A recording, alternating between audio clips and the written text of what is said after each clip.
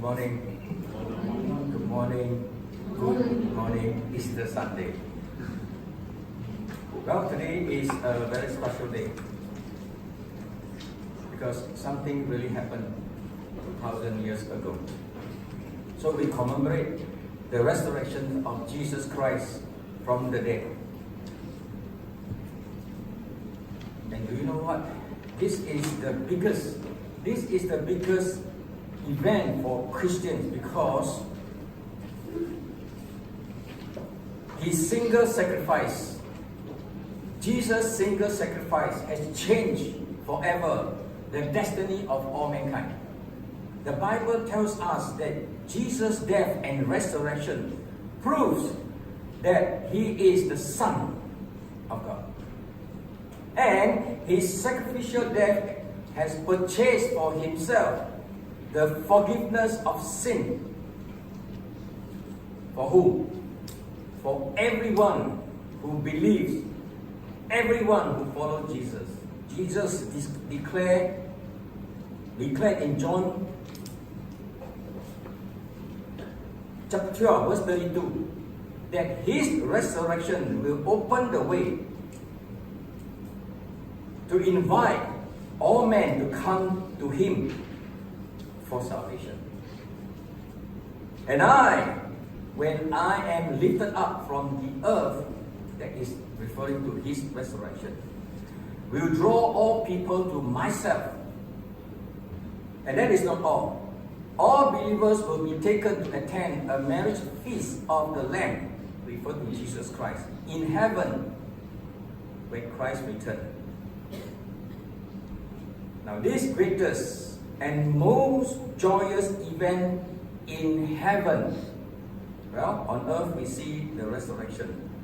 In heaven, a wedding feast is revealed to Apostle John in the Revelation chapter 19, verse 6 to 9, that we have just read. When Christ returned to claim his bride, that is the church, that is you and me, believer of Jesus Christ, who are purified by his blood.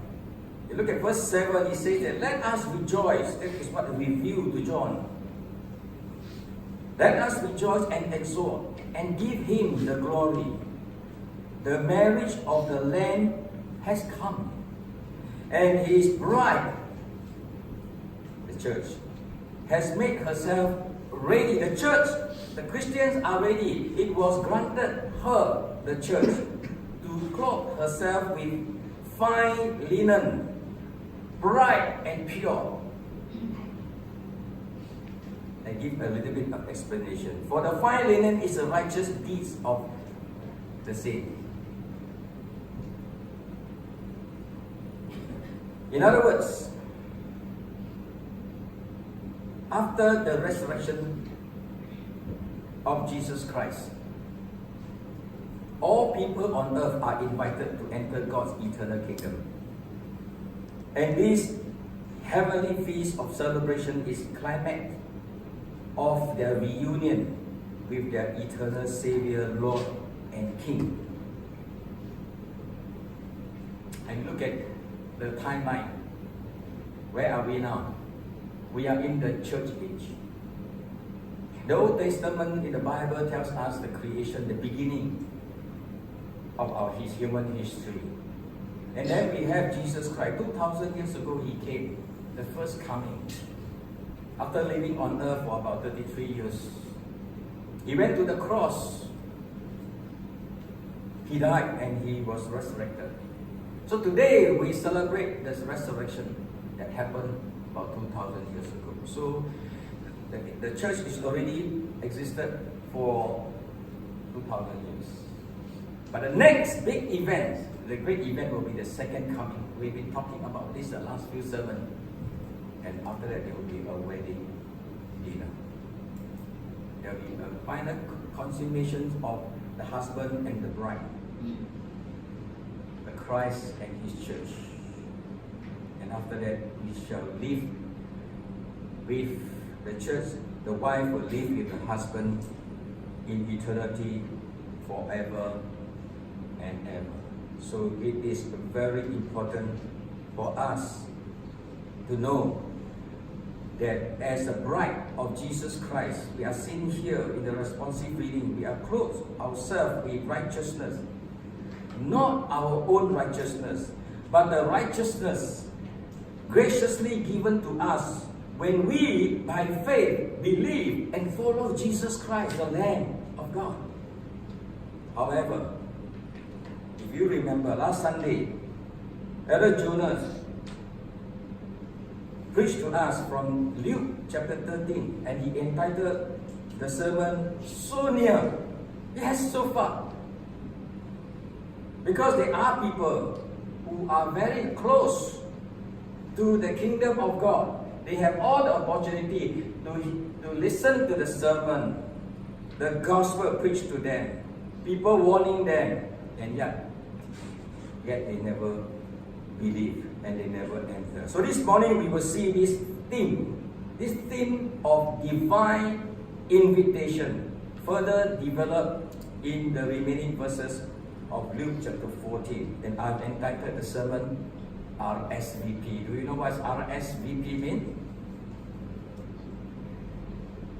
Rsvp is taken from a French word, a few French words. Répondez s'il vous plaît. Never mind about the accent. Sounds like English. It means please respond. 你来不来？我请你来，你来不来？ RSVP is a polite request for you to inform the host whether or not you will be attending the event so that they can plan accordingly. For example, a wedding invitation. I think we do receive wedding invitation quite frequently, right? So let me ask you, what are the things that you need to consider or you usually consider before you respond to a wedding invite? And what usually you prepare for the event? Perhaps these are the three aspects that most influence your decision and your preparation. First, I think you will first look at whether you have other more important appointments or not, right? You look into your calendar. If yes, I have something more important than this wedding service or wedding invite. Sorry. Right? Or if it is not, you don't have any other more important appointment, then you will ask yourself, how close am I to the host or to this married couple? If not close, sorry. But if it is very close, then you will say, yes, I will come to the wedding dinner. But then there will be two more things, most likely, two more things to think about when you go and attend the wedding. This is the third one. Hey, what to wear? Hey, how much ang pao to give? What is the market rate? You struggle with that? As we can see, wedding invitations can be a struggle for many people in Singapore. To go or not to go has a relationship, a future relationship at stake. 哇，我 invite you 请你，你还不来啊？没有面子。Right? Now, so if this is your struggle, then you will struggle even more in responding to the invitations and preparation for the wedding feast in heaven. This is a serious matter because eternity may be lost if we do not pay careful attention to Jesus' shocking advice and shocking invite presented to us in Luke chapter 14. Let us pray.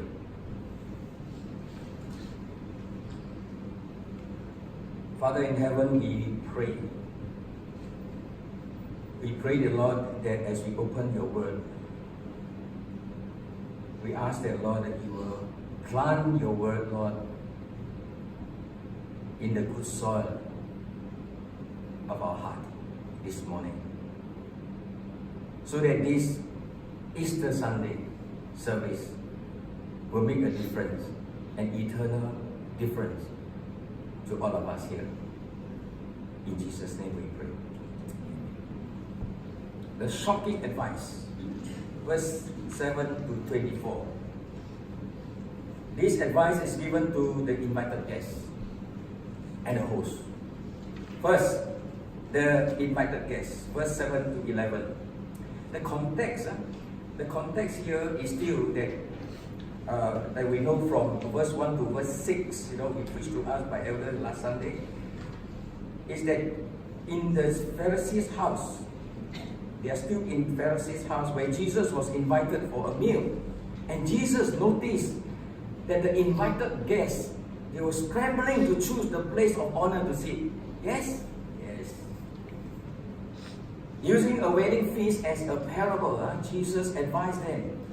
He said, guys, when you are invited to a feast, please sit at the lowest place. Listen, sit at the lowest place first, and then let the host decide where is the place assigned to you. Now wait, is Jesus teaching reverse psychology? No, of course not. Jesus, listen carefully, Jesus is teaching true humility. True humility is not self-degrading. For example, some people may purposely make themselves look humble by dressing up shabbily. Jesus is telling the people not to crave for honor in the house of the host. Of course, nowadays, we have seating plan for the wedding guests. But let me tell you, it's not easy. Those who plan wedding seating arrangement, we often hear people complain, like, for example, why I'm not assigned to the seat at the VIP table? The one with the red tablecloth one. Why so far away?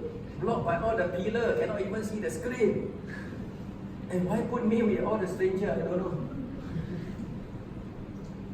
That will happen. The response will happen the angry response will be in the dinner. And after that, another maybe a few more weeks of complaint.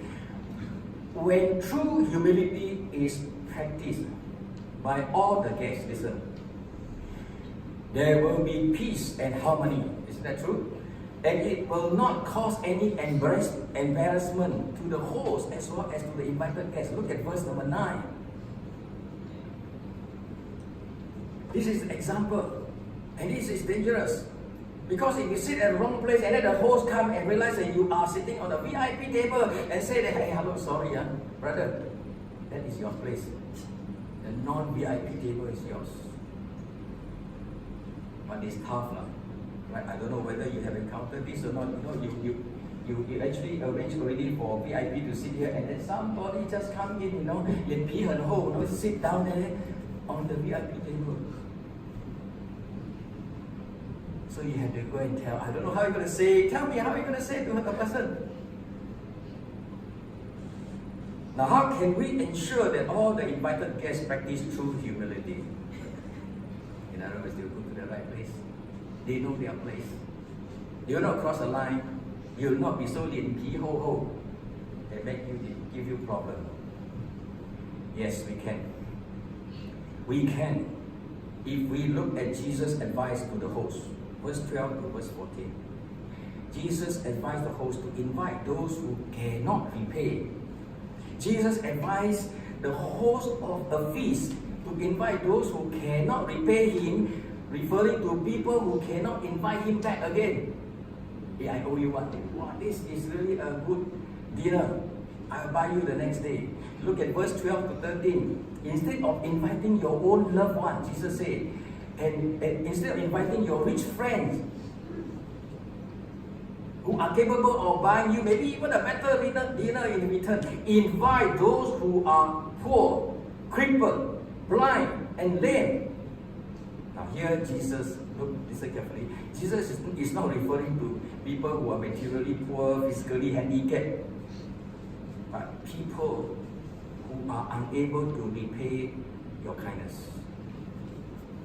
Jesus is not condemning having dinner with your loved ones and family and friends. Jesus is not promoting charity work here. There is a place for inviting your family and friends for dinner. I just been through because of the birthday. After you celebrated 60 over birthday, but you still see that there are still many birthday dinner to attend. But who are these people? You're inviting your friends and your family. So that is okay. And it is also okay to do charity work. Sometimes it's good to open our house for the poor and the needy, isn't it? But Jesus here is teaching true generosity. Listen, true generosity of the host. No return, no regret, no reserve. You have it. Come. So if we put these two advice together, we have the host. Listen, we have the host who is truly generous, expecting no return, and the guests. Look at the guests. The guests are a truly humble lot of people. You know why? Because they have nothing to repay the host.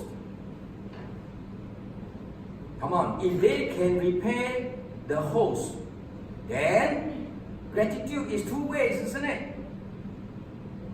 And both are indebted to each other. I owe you one, you owe me one. So this is the picture. When all the guests are in a true humble state, all the guests, all cannot repay the host. Listen, they will not feel or think there is a ranking among them. And they will be happy to be there at the feast. And they will also be happy to accept whatever seat assigned by the host. No complaint. So what is the purpose of giving such advice by Jesus? Luke tells us in verse 15. Suddenly there's a man in the house, still in the Pharisee's house, understands that Jesus is talking about the kingdom feast. And he exclaims, "Blessed is everyone who will eat bread in the kingdom of God." Now, Jesus as a master teacher, he takes this opportunity to tell them about the marriage feast of the Lamb. Now we move to verse 15 to 24. The advice of Jesus to the invited guests and to the host is to prepare them for the kingdom's glorious day.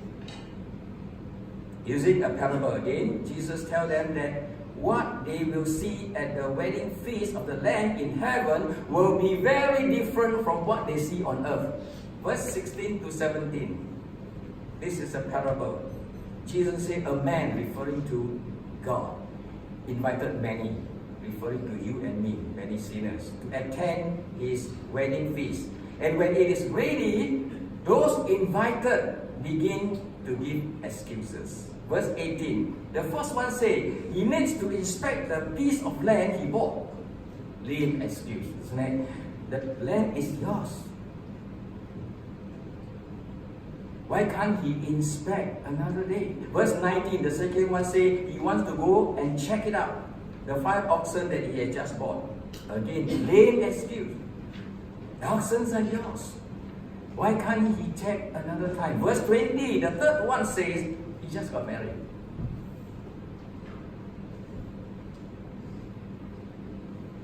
He ought to know that his wife may be his for the rest of his life on earth. But God is forever. It seems that when his wife appears in his life, his God disappeared. So, the point is this: where is the priority? Which is more important? So what we see here is excuses. Excuses of triviality for a serious matter of eternity. They all have more important appointments, so-called, than the appointment with God. Surely they know, as in the custom of the day. And I think should be also the custom of today. It is very rude. It is very rude for them. Or it is very rude of them to say no. Excuse me. When the feast is made ready for them. Verse 21. We see the anger of the master who prepared, who got the feast ready. Very angry. And what he did? He orders his servants to send invitation to the poor, the crippled, the blind, the lame. Same words used. People who cannot repay the most. And in verse 22 to 23, the servant obeyed and went to invite the people who are poor, crippled, blind, and lame. Reported that there are still room. Master, there are still room. There are still vacancy. The master ordered them to go out again and again to invite and fill up all the available seats.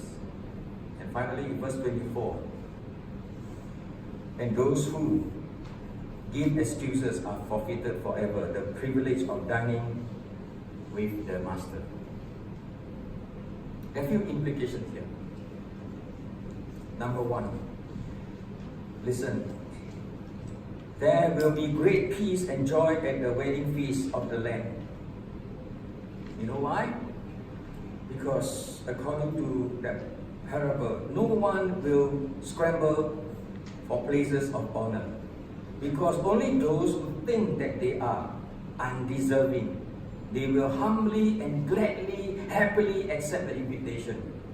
They won't be looking at their capability, performance. They won't be looking at their own self-worth when they enter the room for the feast. They recognize that there is nothing good about themselves to qualify them a place at the feast. They are there, listen, they are there at the feast solely because of the generosity and the gracious love of the host for them. In other words, listen. No one will be dragged to heaven. No one will be dragged to heaven. No one will put on a sulky face at the wedding feast or complain about lousy seat. Probably these people will be complaining about lousy seat will be those people who are capable of inviting you back personally. Come on now, I give you a 5-star dinner, you give me what this is what. Right? And thirdly, this is a serious implication. From the parable, we can see that there is a special quality of the guests attending the wedding feast in heaven. What is that? Luke tells us in the remaining verses, verse 25 to 35. And this is what happened. When a large crowd followed Jesus, we don't know when, but Jesus take the opportunity to issue an invite. But the invite is shocking because it is not designed to be easy, as there is a price to pay, and only the genuine disciples with the special quality will arrive at the feast. So let us look at 25 to 35. The invite is shocking is because they are invited to die. Verse 25 to 33. How? They are invited to die by putting Jesus Christ as the Most High. Verse 26. Jesus said, if anyone comes to me and does not hate his own father, does not hate his own mother, does not hate his wife, does not hate his children, does not hate his brothers and sisters, yes, and even his own life, he cannot be my disciple. He cannot follow me. Forget it. Jesus is not telling his disciples, listen, to hate their family members, to hate their own life, but to die to self-importance so that Christ becomes the most important. How can a God, listen, how can a God of love, the Bible keep telling us, is here telling his people to hate other people. The word hate here means love less. Those who want to follow Jesus must love the people in this world and even themselves less than they love Jesus. That's what it means. So how it looks like in real life?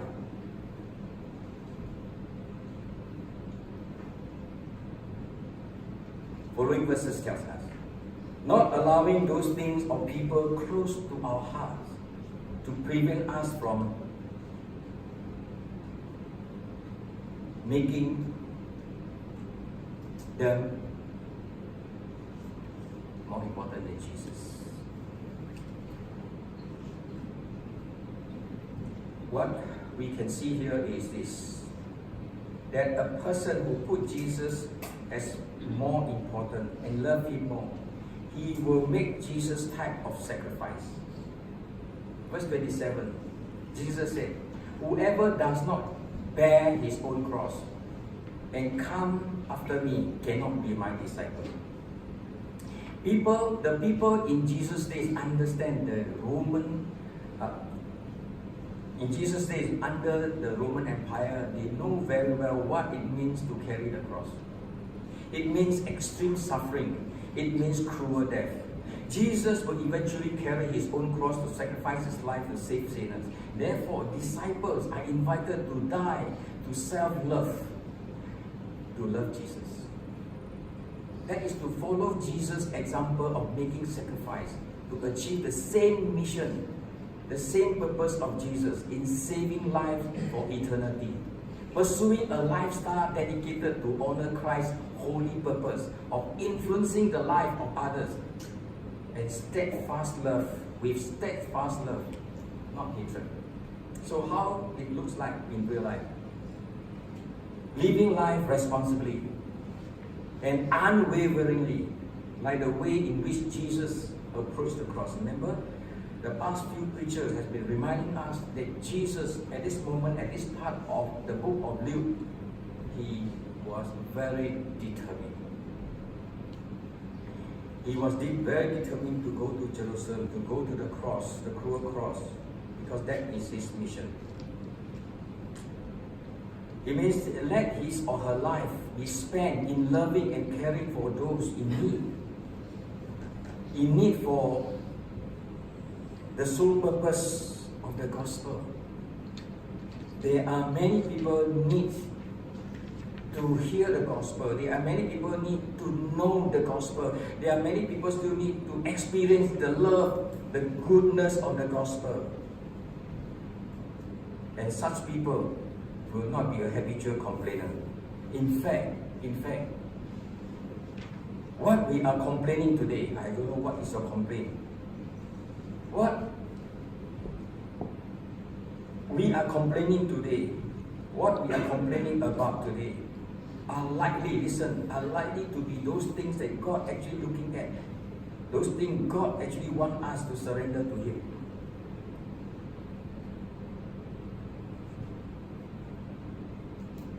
They will also not seek any return for the sacrifice made, like a soldier. I am a soldier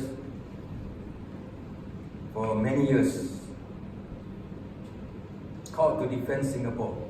So it's like a soldier dedicate his life and prepare to die in battle for the honor of his country. Because it is his duty, because it is his honor to make sacrifice, to make this particular sacrifice, because you are a soldier. Otherwise, don't call yourself soldier. You may not be a soldier. But looking after aged parents, taking care of siblings, help out in church ministry, you too make a significant sacrifice. And in this, you have to accept all inconvenience so that people can experience the love of Christ. Homemakers steadfastly care for children and home in spite of discomfort, even sickness. I don't know, for you, when you're living with your parents, whether you have picked it up or not, sometimes your parents serve you in spite of their own sickness. Mother who is sick will not stop her from waking up still early in the morning before the sunrise to feed the baby, to bathe the baby, to send the children to school.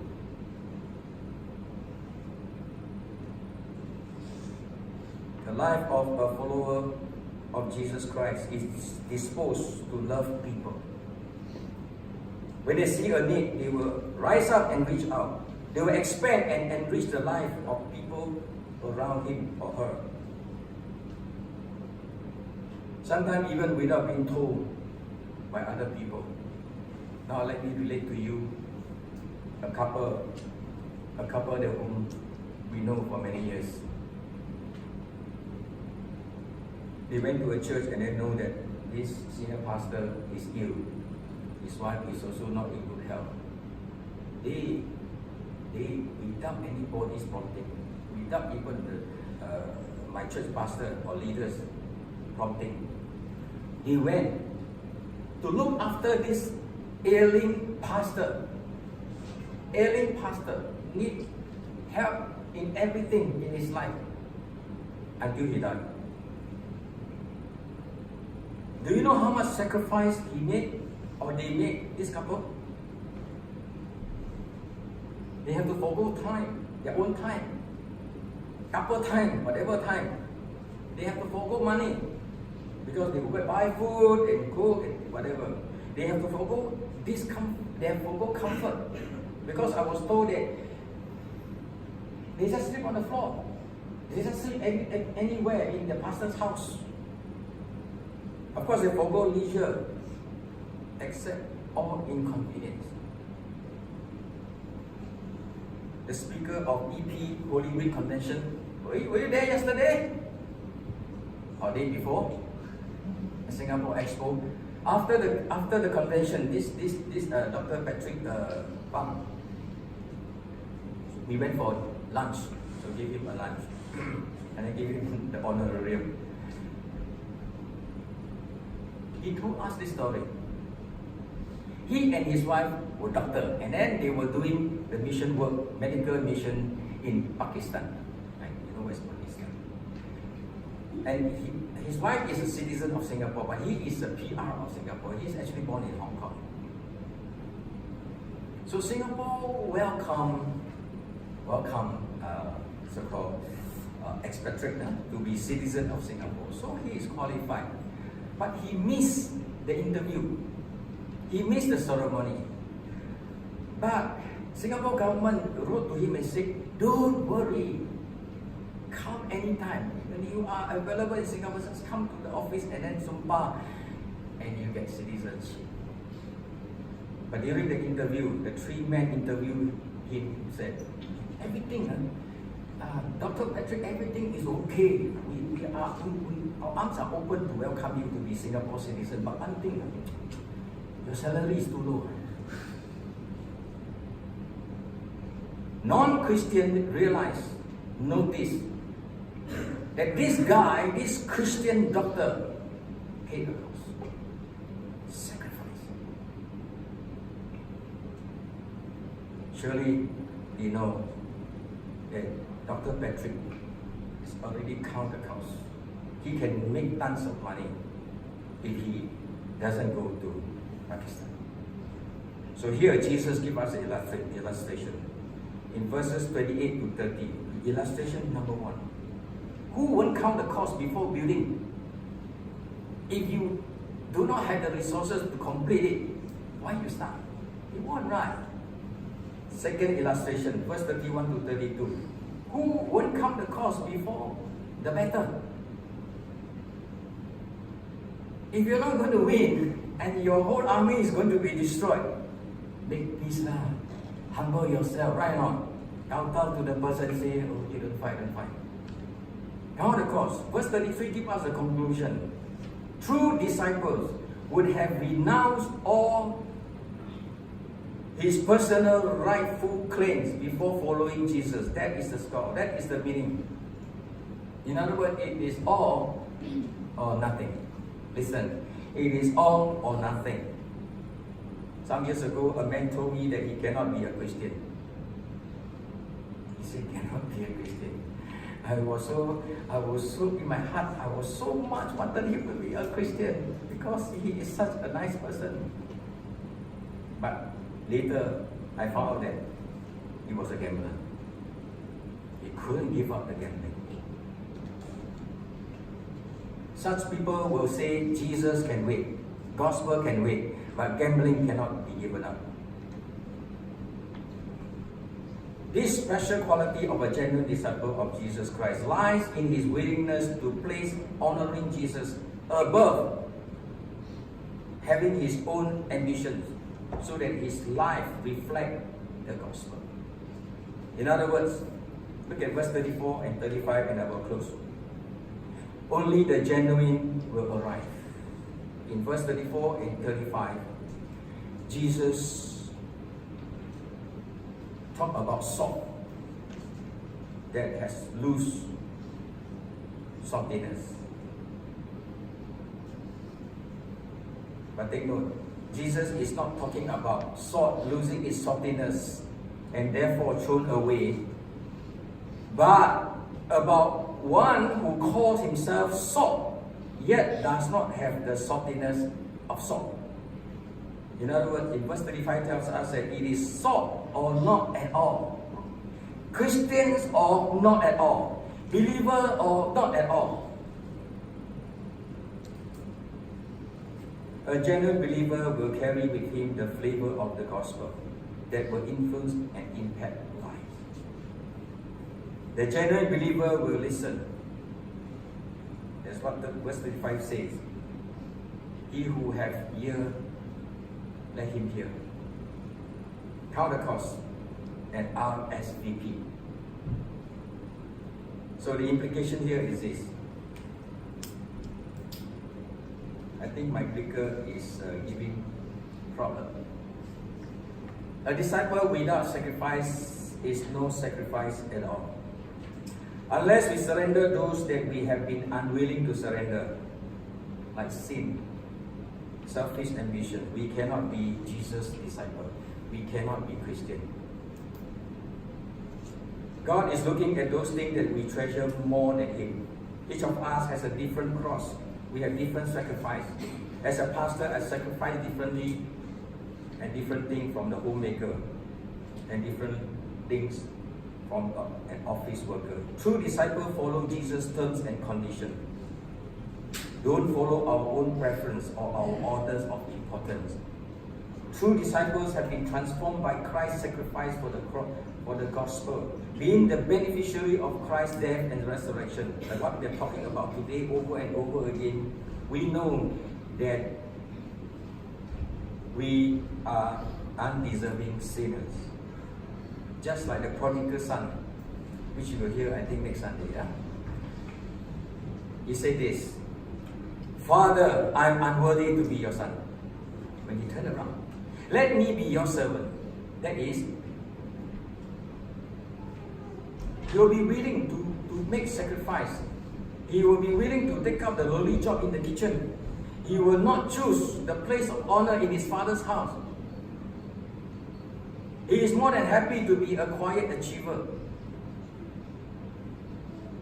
And I thank God for TCPC. I know that we have quiet achievers, quiet server, very faithful. God bless you. They labor behind the scenes and they will be honored. I want to tell you, they will be honored in heaven when Jesus returns. So in conclusion, those who make it to the wedding feast in heaven are people whose life bear true humility, bear true loyalty, as they have been awed by Christ's true humility and His great generosity. They know they can never repay Jesus. They will see their sacrifice as small and insignificant compared to Jesus' sacrifice. They are not proud of themselves, but proud of Jesus. They will be more than happy to serve Jesus and be with Him. And this is the only reason they follow Jesus. So truth for life. The truly humble will make true sacrifice. The truly humble will make true sacrifice and will be highly honored. So are you humble enough? This is the question we should ask ourselves. Are you humble enough to attend the wedding feast of the Lamb? 你来不来? Remember that God knows our hearts and He knows exactly what we are struggling with today. God also knows our true sacrifice. God also knows our fake sacrifice. That is why God will always be fair when He assigns us to the seat at the marriage feast of the Lamb. Breaking up with our old life, our old ambitions is hard to do, but not impossible. Hey, millions and millions of people have been changed. Their life have been changed completely after the resurrection of Jesus Christ 2,000 years ago. They are humbled by the King who stood to wash His disciples' feet and died to save their life. The feast is ready. Even today, Jesus is coming anytime. So are you coming? Are you ready? It's now our turn to respond, especially on Easter Sunday today. A positive response is found in doing the things we have been unwilling to do for Christ's sake. That is why this is our motto, printed on the weekly in the bulletin every week. Let me remind us again. PCPC motto is to living the true life by losing the old life to follow the author of life. In other words, if we tell people that we are Jesus Christ follower and still following Him today, then in our life there must be indications, there must be area in our life that we are losing the old life. 我不要这样活了，我要跟随耶稣。Flee from our inflated personal worth and importance, and fill our hearts with an undeserving spirit to put Christ first and give our all to Him. So let me ask you, what sacrifice you have yet to make for Jesus? What are the priorities in your life should be downgraded and let the gospel work be upgraded? Jesus said, when I am lifted up from the earth, you draw all people to myself. So Jesus, I say again, as I speak, Jesus is inviting you today. Application.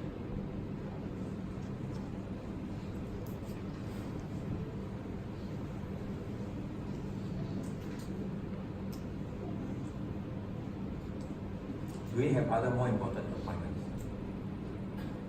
How close are you to God? Do you have the right dress and ampao, meaning sacrifice, ready? Please respond. Let us pray.